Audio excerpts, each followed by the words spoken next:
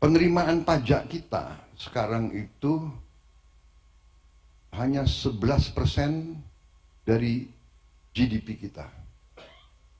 11% dari GDP kita. Di Orde Baru pernah 14%. Sekarang Thailand kalau tidak salah sudah 16%. Kalau tidak salah ya, Malaysia sekitar itu 16%. Kamboja mungkin lebih. Nah, kenapa kok kita hanya 10%? Bedanya apa orang Thailand, orang Malaysia, orang Kamboja sama kita? Bedanya apa?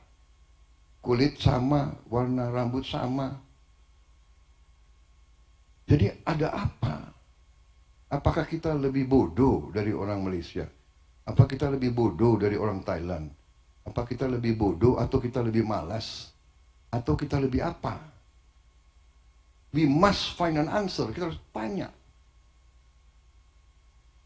Itu yang harus kita tanya kepada ahli-ahli perpajakan kita. Ya kan? Kita 10%. Di zaman Orde Baru pernah 14%. Kenapa sekarang turun? Ya. Katanya Orde Baru jelek. Ya. Hal-hal semacam ini. Kalau kita bisa sama dengan Thailand saja atau sama dengan Malaysia, berarti kan kita sampai ke 16%. Kok tidak salah? Thailand sudah 18%. Katakanlah 16%. Kalau kita naik dari sekarang 10,8, 11%, kita naik ke 16%, berarti kan naiknya 5%. 5% dari GDP kita, ya, itu 75 miliar dolar. Hanya dengan perbaikan manajemen. Pasti para pakar nanti bisa menemukan. Ya.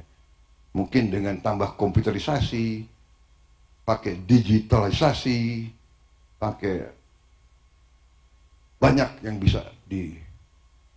Tapi itu jadi naiknya itu bisa langsung 75 miliar dolar. Apalagi kalau bisa sama dengan Vietnam. Mungkin kita naiknya bisa 90 miliar dolar. Begitu kaya bangsa kita ini sebetulnya. Luar biasa. Jadi saya sudah lihat angka-angkanya, ya. GDP kita naik. Berapa tahun yang lalu hanya 1.300, 1.400. Tahun 25 diproyeksikan, kalau nggak salah sekarang sudah 1.500. Sudah 1.500 ya. Sebagai contoh, dalam undang-undang kita sekarang diwajibkan mengalokasi 20% APBN untuk pendidikan. 20% 2 tahun yang lalu atau 20% tahun yang lalu itu adalah 20% dari 1.400 triliun. Sekarang ini 20% dari 1.500 triliun. Artinya naik. Jadi kita punya uang yang bisa dipakai untuk macam-macam. Itu kira-kira yang ingin saya sampaikan, saudara-saudara.